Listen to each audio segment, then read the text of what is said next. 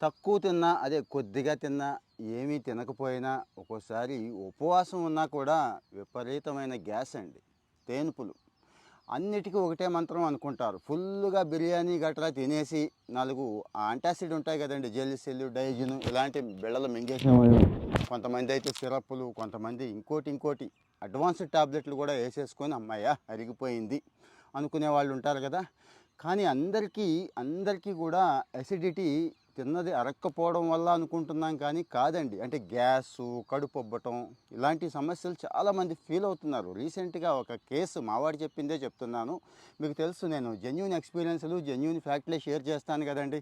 Doctor గారి దగ్గరికెళ్తే ఆయన చెప్పిన విషయాలే చెప్తున్నానండి. అన్నీ గ్యాస్ వల్ల, అంటే దీనివల్ల అసిడిటీ వల్ల కాదండి, ఇంకా చాలా కారణాలు ఉన్నాయని చెప్పి ఆయన చెప్పాడండి.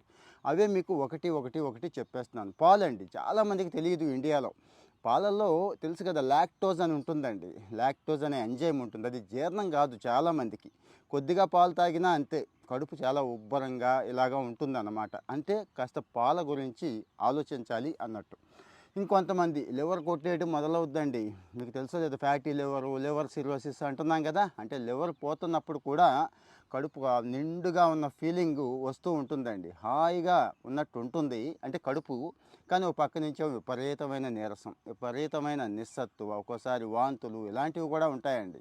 కానీ ఇది గ్యాస్ అని పొరపాటు పడతాం. ఇంకా ఉమెన్ ప్రత్యేకంగా ఈ పీసీఓఎస్ సమస్య ఉన్నవాళ్ళు హార్మోన్ ఇంబ్యాలెన్స్ ఉంటుందండి.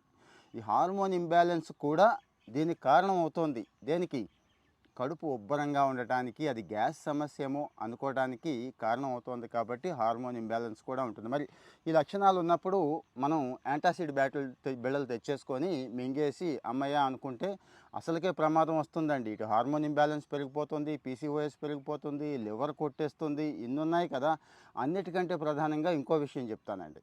ఐబిఎస్ అని చెప్పి ఒక జబ్బు ఉందండి. ఈ మధ్య పిల్లల్లో చాలా మందిలో ఉంటుంది. ఇరిటబుల్ బౌల్ సిండ్రోమ్ అంటాం. అంటే ఇది ఒక్క కారణం వల్ల వస్తుందనేమీ లేదు. ఆహారపు అలవాట్లు సరిగా లేకపోయినా, నిద్ర సరిగా లేకపోయినా, ఇంకా మానసికంగా కాస్త పీస్ఫుల్గా లేకపోయినా, వీటన్నిటి కారణం చేత ఇరిటబుల్ బౌల్ సిండ్రోమ్ అంటాం. అంటే వీళ్ళ పొట్ట తేడాగా ఉంటుందండి.